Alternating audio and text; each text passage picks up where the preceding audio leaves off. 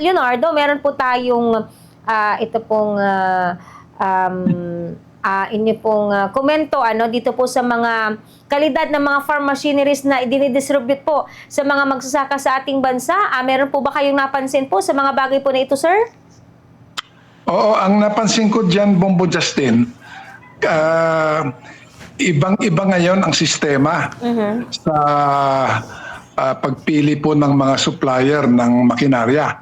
Kasi dati, nung wala pa itong rice tarification law at wala pa itong napakalaking budget na nakalaan po sa PhilMec ng Department of Agriculture, ang mga supplier po ng mga farm machinery, gaya po ng traktora, vine harvesters at iba pa, ay kailangan yung supplier po ay meron na po siyang proven track record sa industriya ng makinarya. Tapos meron silang mahusay na yung tinatawag dyan, after sales service. Kompleto po sila sa mga sales centers, may mga technician po dyan na nagre-repair po ng mga machinery kung kailangan. Tapos madali pong makakuha ng spare parts. Unfortunately, nung inumpisa na po yung implementasyon nitong rice tarification law, at saka yung parte po dyan na may malaking pondo po na ibinibigay po sa PhilMec, tinanggal po yung requirements dati. Ngayon, kahit na bagito yung isang kumpanya, ay kahit hindi pa maliwanag na meron silang available spare parts at saka yung after sales service, somehow nakakwalify po yung iba dyan at sila po yung binibigyan ng kontrata. So ang epekto niyan, Bombo Justin, ay may mga reklamo kaming natatanggap na sandali lamang after nakatanggap yung isang kooperatiba na magsasaka ng makinarya, madali po magka-problema, magka-aberya. Tapos ang hirap pa nilang kontakin yung kumpanya na nag-supply ng makinarya na yon. Also, pati yung spare parts, ang tagal bago po makarating yung spare parts sa kanila. So in the meantime, nakatiwangwang po yung mga machinery. Halimbawa, combine harvester. Siyempre, nainip po yung mga miyembro po ng kooperatiba kasi masyadong naantala po yung trabaho ng combine harvester, halimbawa, sa pag-aani po ng kanilang palay. Sir Leonardo, ano yung maring dahilan kung bakit sa ganitong klase po ng mga company na kapag-acquire ng farm machineries ang ating pamahalaan, sir?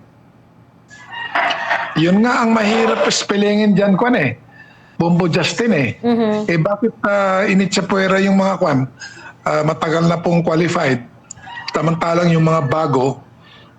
At ang problema pa dyan, Bombo Justin, may mga pagkakataon na kumbaga parang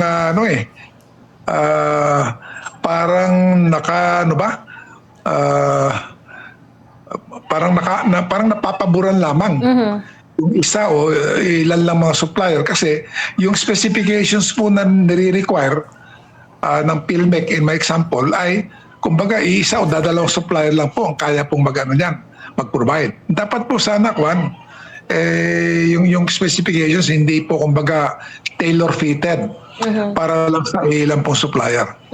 Kayo ba noon bilang dati rin pong kalihim po ng sektor po ng agrikultura, ano ba yung mga kinukonsidera nyo noon, Sir Leonardo, sa pagpili ng mga companies na pagkukuhaan nitong mga ganitong klase po ng mga bagay o produkto para po makakatulong sa ating mga magsasaka, sir?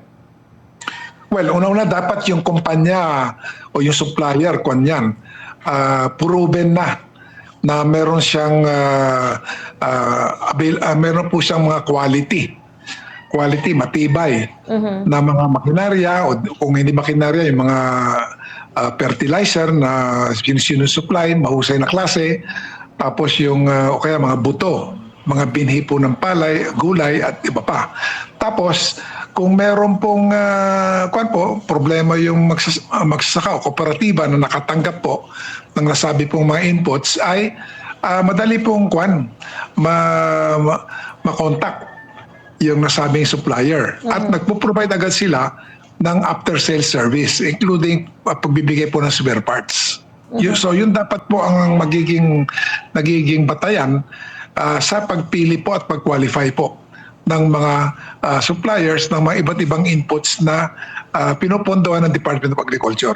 Sir Leonardo, so ano mo pong magiging sistema kapag naipamahagi ito pong mga farm machinery sa mga magsasaka natin, nasira o may mga pagkukulang doon po sa mga bagay na yan, paano po pala yung sistema sa pagsasaayos nito? Katulad ng nabanggit po kasi ninyo, yung mga iba mahihirapan sa paghanap ng spare parts, so maaring matagalan o kaya naman ay gumastos pa ito pong ating mga magsasaka, sir. Sasagutin po ba ng pamahalaan yung pagsasaayos sa mga ito, sir? Yun din ang hindi maliwanag, Bombo Justin eh. Kasi kung from the very beginning, questionable na yung kumpanya na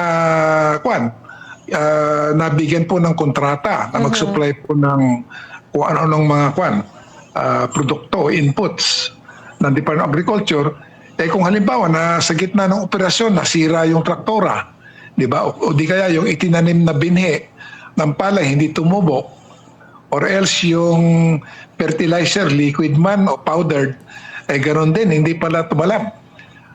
Hindi maliwanag kung yan bang ganyang klaseng